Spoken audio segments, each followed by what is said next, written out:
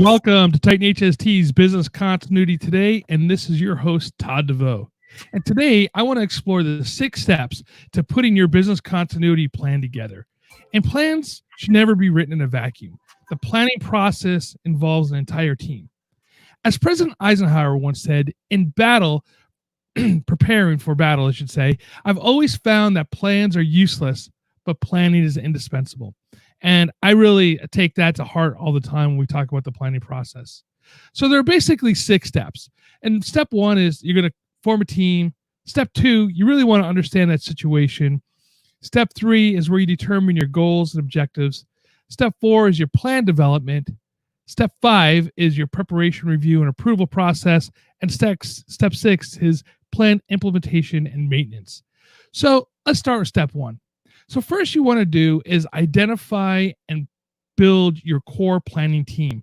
And this is critical. You want to have your emergency manager, your security manager, your facilities person involved in that, someone from upper management as well involved in that process, because each one of them will bring a different view of how things are going to happen.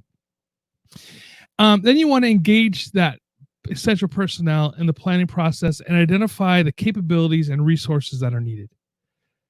And 2, you want to understand the situation. Now, last week we spoke a lot about risk assessment, and this is kind of where this plays into play, right? You want to use that complete risk assessment process that we went over, and you want to put this in here. And you want to identify the threat and hazards that you have. So risks like natural hazards, technical hazards, chemical hazards, human hazards, all those things we want to put in there. And you want to create a flow chart necessarily that shows the high probability, low probability, high impact, and low impact. And that's really going to start where you are with that planning process. That risk assessment is going to help you determine your goals and objectives. So you want to identify your operational priorities.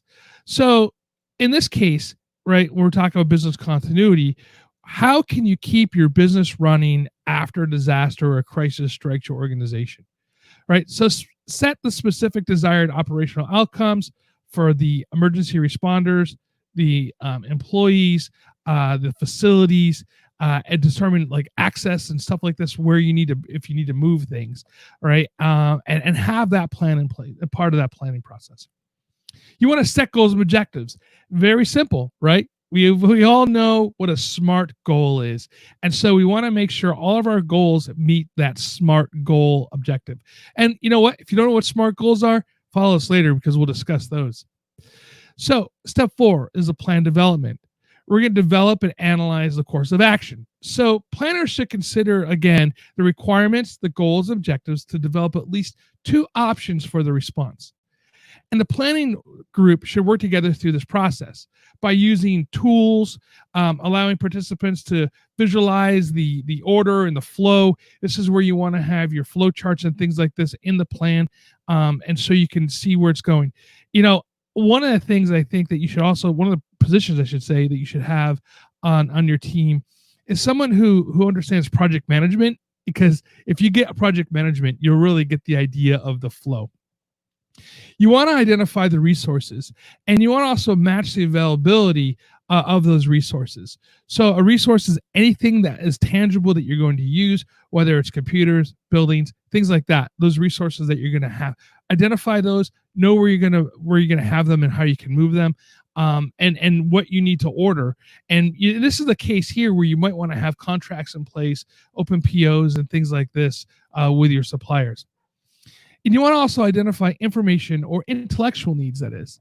So planners should identify information and intellectual necessity to drive decision-making. So this helps those, like we spoke before, those unknown unknowns, right? This is where you want to put that in there and really think about what's going on to again, use Darnold Rumsfeld's process here. Now, step 5, this is where the nitty gritty comes into the process. You want to prepare and you want to review and approve, right? So you're going to write the plan. You're actually physically going to, this is where you physically put the plan together and you write it. Now, after the plan is written, my thing, what I like to do is have each section write their own plan. And why is that? Because again, the process is very important and they own it. And then you have a collaborative editing process that comes together and you review the plan. So you bring all those sections together into the book and you go page by page, review that plan, making sure that everybody in that room on your planning team understands the other person. And sometimes you get caught, like I like to say, you can't see the forest to the trees. So sometimes that's why you want to have that review process going on, that you get to read somebody else's part of the plan because they're so deep in the weeds they don't even understand where they're at in the forest sometimes. So if you don't understand it, then you go back and review that. After you've gone through that plan review process with the team, then what you want to do is you want to disseminate for approval process, which goes up to your senior management, your C-suite at this point. Have them read through it, or whoever they're having read for them, right? And so they understand it and go through the approval process. And then there you go. Your plan's been approved, but it's not over yet. Now you have to implement and exercise. Exercising your plan is one of the key ideas here to be able to understand that the plan works. Because when you exercise your plan, you're not trying to make everybody fit into the box of the plan. You want to see if your plan is actually feasible. If you have a failure in that exercise, it is not a bad thing necessarily. What you want to do then is go back and review that plan. And so as you review and revise and maintain that plan, it becomes cyclical. You do it over and over and over again. So that being said, this planning process is key to making sure that your employees and staff are safe and taken care of, So anyway, everybody, I hope that you learned a little bit today. I know this is a quick one, but thank you for being with us today, and visit Titan HST for all your communication needs. And remember to follow us on your favorite podcast player, Facebook, YouTube, Twitter, and join us next week. Stay safe and stay hydrated.